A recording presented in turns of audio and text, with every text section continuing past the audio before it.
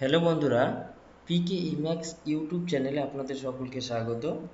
আজকে আমরা মাইক্রোসফট ওয়ার্ডে ম্যাক্রোতে কিভাবে রেকর্ড করতে হয় সেটি সম্পর্কে আমরা আজকে বিস্তারিত জানব।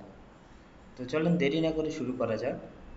তো ম্যাক্রো রেকর্ড করার জন্য আমাদের সবার প্রথমে আপনারা দেখতে পাচ্ছেন আমাদের মাইক্রোসফট ওয়ার্ডের যে ট্যাবগুলি রয়েছে, এখানে আমরা ভিউ ট্যাবটিতে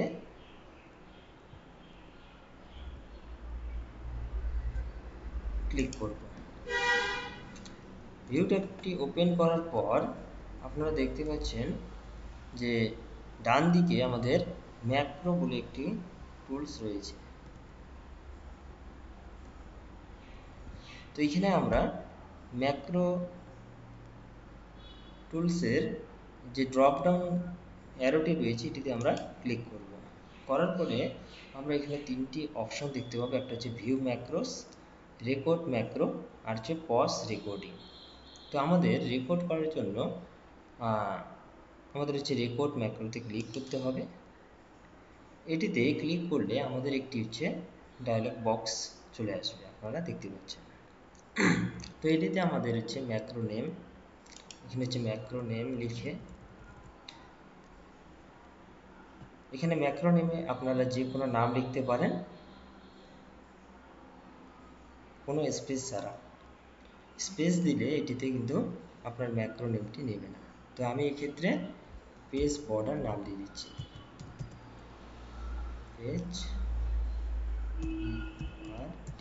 পেজ বর্ডার লেখার পরে আমরা যদি এখানে ডেসক্রিপশনে কিছু লিখতে চাই, তো সেক্ষেত্রে আমরা এখানে লিখতে পারি। আপনারা চাইলে এখানে লিখতে পারেন, তারপর ওকে দিয়ে ক্লিক করতে হবে।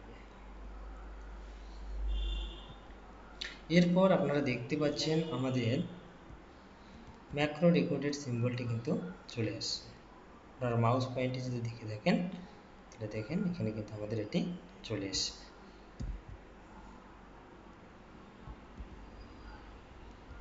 তো এরপরে আমরা যেটি করব, আমরা পেজ বর্ডার রেকর্ড করার জন্য আমরা যাব পেজ লেআউটে।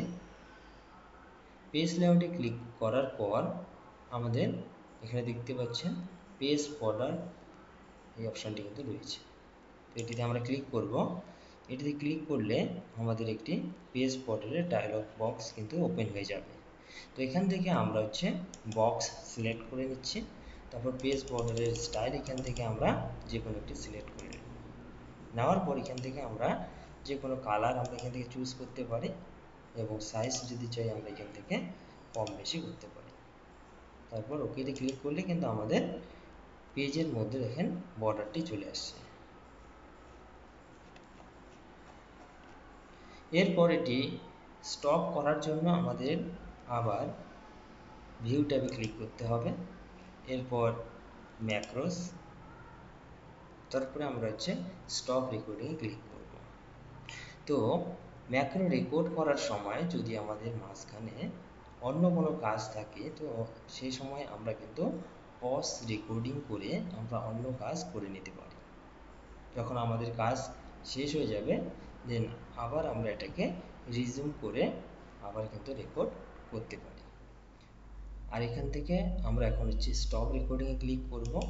স্টপ রেকর্ডিংয়ে ক্লিক করলে কিন্তু আমাদের এই যে পেজ বর্ডার যেটা আমরা রেকর্ড করছি, এটা কিন্তু আমাদের ম্যাক্রোতে রেকর্ড হয়ে গেছে। তো এবার আমরা যদি কোনো নতুন পেজের মধ্যে আমাদের এই পেজ বর্ডারটি দরকার হয়, তো সেক্ষেত্রে আমরা চেক করার জন্য Ctrl+N করে একটি নতুন পেজ নিয়ে আসব, এবং এখানে আমরা যে পেজ বর্ডারটি রেকর্ড করে রাখলাম সেটিকে নিয়ে আসার জন্য আমরা আবার ভিউয়ে ক্লিক করব। করার পর এখানে আমরা ম্যাক্রোসে যাব। এরপর আমরা ভিউ ম্যাক্রোসে ক্লিক করব। করার পরে আপনারা দেখতে পাচ্ছেন এখানে কিন্তু আমাদের পেজ বর্ডার ম্যাক্রোটি কিন্তু রয়েছে। সিলেক্ট করে আমরা যদি রানে ক্লিক করি, আপনারা দেখতে পাবেন আমাদের পেজের বর্ডারগুলো চলে আসছে। আর এই ম্যাক্রোটি আমাদের যখন আমরা কোনো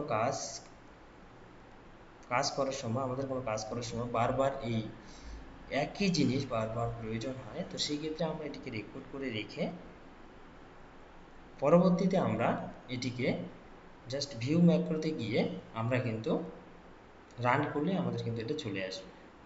তো আজকের মতো এই পর্যন্তই বন্ধুরা, দেখা হচ্ছে পরের ভিডিওতে। ভিডিওটি যদি আপনাদের ভালো লেগে থাকে তাহলে অবশ্যই লাইক করবেন, আর এটি সম্পর্কে আপনাদের কোনো যদি মতামত থাকে তো অবশ্যই কমেন্ট করে আমাকে জানাতে পারেন। তো আজকের মতোই এ পর্যন্ত বন্ধুরা, নমস্কার।